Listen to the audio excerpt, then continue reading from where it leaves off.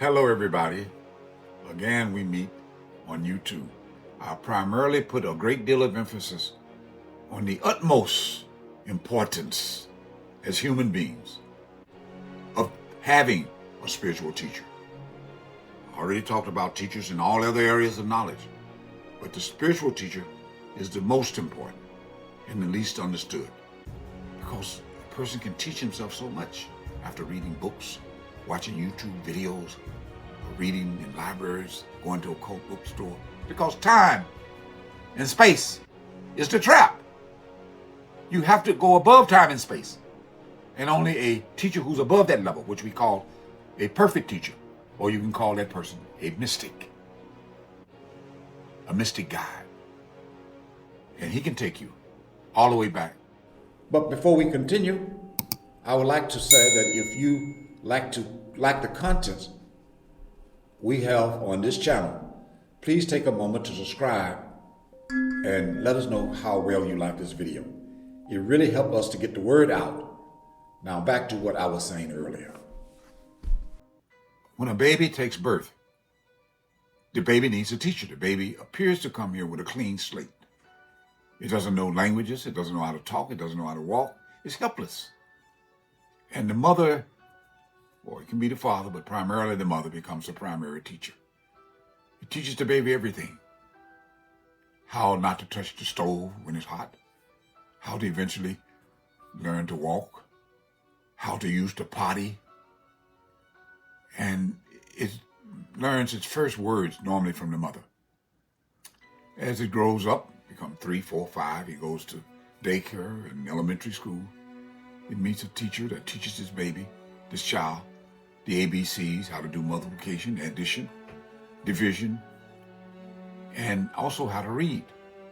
As it gets out of the elementary schools in this world and go to high school, it can learn more difficult subjects: biology, anatomy, trigonometry, science, and it can become extremely astute in these areas. It also learns how to play sports, things like that. Also, in the process of growing up, if it's born in a Christian family, the parents may take that particular child to the church, and that child listens to ministers and pastors who teaches the congregation about God. And they have normally a book, which they call a holy book. It's the Bible. If they go to a Jewish synagogue, there's a rabbi who teaches those people about God, and they have a holy book called the Torah, or the Zohar, or the Kabbalah, but normally the Torah. And if you go to a Muslim church, they call it a mosque. There's an imam who's a teacher, and he teaches those people about Allah, and they study Allah. As we get into the Hindu religion, you learn about Lord Krishna. There's normally a high priest there. He talks about the holy book of the Bhagavad Gita. This is one of the oldest religious teaching in the world. The Vedas, the Rig Vedas, all these books are associated with Hinduism. So these spiritual teachers, the original ones who founded these religions, they were advanced in the area of spirituality. So as you graduate from these different worldly teachers, whether worldly or religious, you eventually, with your intensification of seeking and with your curiosity, which has not been satisfied, you start getting away and gravitating away from religion. And you looking for something real. And the real teachers are very difficult to find. You cannot find them. I say you cannot find them on your own. They'll go out of their way to find you if they see that your seeking is of a highly intensified nature. There's an old saying in the eastern part of the world: when the chela is ready, the teacher appears. In other words, when the student is ready, the teacher appears in your life.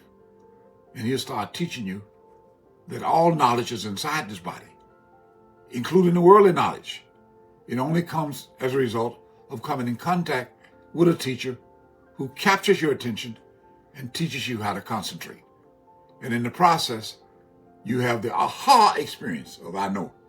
And when you say aha, the teacher also say aha, the person picked up. Because all teaching is done between a human being to another human being who may not know that he doesn't know what he knows at this point. So the spiritual teacher will teach you how to use the most valuable part of yourself, which is the second most powerful part in this human body, which we call concentrated attention. Attention, when scattered, cannot pick up too much knowledge. But when it's focused and concentrated, you can pick up so much wisdom that's being inspired with the cracking open of a door in the head behind the two eyeballs. There's a 10th door in this body called the third eye. You have 9 other doors and openings and aperture. 2 at the eye level, which I talked about in many of my other talks. 2 doors at the eye level, 2 at the earlobe level, in where you hear sounds. You got 2 at the nostril level, in which you can smell beautiful scents and fragrances. And you have 1 at the mouth level, in which we spend too much time trying to teach people things that we don't know, that we've read and believed. The spiritual knowledge has nothing to do with belief. Let me correct that. In the early stages, it does. Belief is an opinion on what you think spirituality is all about. And the teacher that's spiritually advanced, highly developed spiritually, can leave the body at will teach you how to use your attention to do this. And he will meet you as you get into the first spiritual region, which is the astral plane.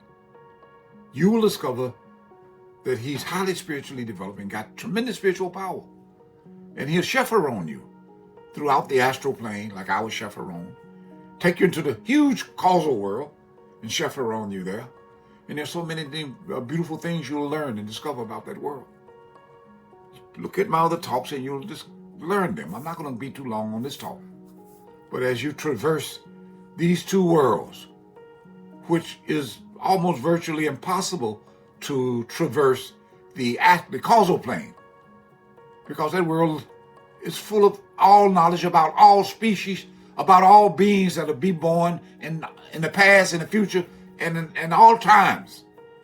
So you think that's the highest world. That's why it's so difficult to get out of that world without a teacher who's gone above it.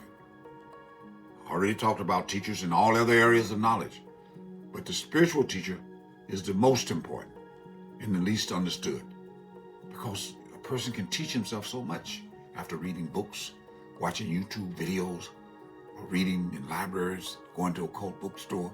And to some extent, if they sharp enough and have the discipline, they can practice some type of yoga or meditation and can penetrate this door. And if a person studied the 10th door, he can or she can open up this door and can go just a little bit inside the human body and go into the heavens. Very difficult and dangerous, because you never know who you're going to meet.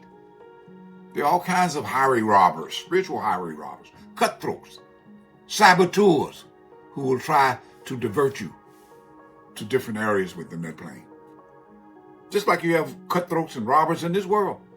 That world is very similar, but this world is more dark, more negative than parts of the higher astral plane. So you need a teacher at every track of the way. My teacher told me, Professor, it's very difficult to move even 1 centimeter in the spiritual world without a highly advanced teacher. You need to be protected. And I remember a poem that I read when I was in my 20s. I hope I can remember it now. It was by either Bullhe Shah. He was a perfect mystic who lived in India in the 15 and 1600s.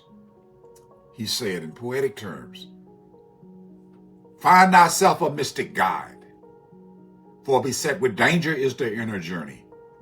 Whosoever without the perfect mystic ventures upon the path by himself, the evil ones lead him astray and cast him into the well. Oh, my dear seeker, beware. Never go on this inner path by yourself. Find thyself a living spiritual teacher." And then there was another teacher who said something similar. His name was Maulana Rum. He lived during that time. He said, the great Lord that everybody is seeking has come to the world in the form of a man. Oh, go sit silently in a quiet corner and listen to the 5 melodies, sounds that arising constantly in your body. Oh, hush thou and listen to the 5 melodies that will take you to heaven. Unquote. So these mystics spoke with great power and great ability. I learned that you can never find one on your own. You have to seek intensely. Ask all of the questions. Even if you spend your entire life seeking answer, it's time gained, not time lost. Once you get your answers satisfied, the Creator will create circumstances where you will meet a teacher. It'll seem like an accident, like I did. I called myself winning the lottery ticket. I didn't know I was going to win it, but I was seeking, not just in one life, hundreds, if not thousands of lifetimes, eventually to seeking bared fruit. I met all kinds of teachers, yogis who took me so far, Yogeshwars, but I always came back to this world. You can never escape this cycle of birth and death because time and space is the trap. You have to go above time and space. And only a teacher who's above that level, which we call a perfect teacher, or you can call that person a mystic guide. And he can take you all the way back to the Lord. You can, to some extent, meet a teacher who can take you to the second stage, where you get total knowledge about all creation, all time and space, everything that has been born, what's going to happen to everything, all forms of consciousness. But you cannot cross that stage because you feel you know everything. That's the imitational stage. That's the counterfeit stage, which I call a being in control. I call that person the counterfeit God. God has created an imitational form of himself, so that once you travel and seek intensely, he hides. And eventually he comes himself. He doesn't count on anybody else to get you. He comes himself, picks you up, and take you to all of the stages, and take you all the way back to your real home. And since I'm speaking to a Christian audience, Jesus himself said, nobody can go back to the Father except through me. He was not trying to create a monopoly. He was giving you the methodology.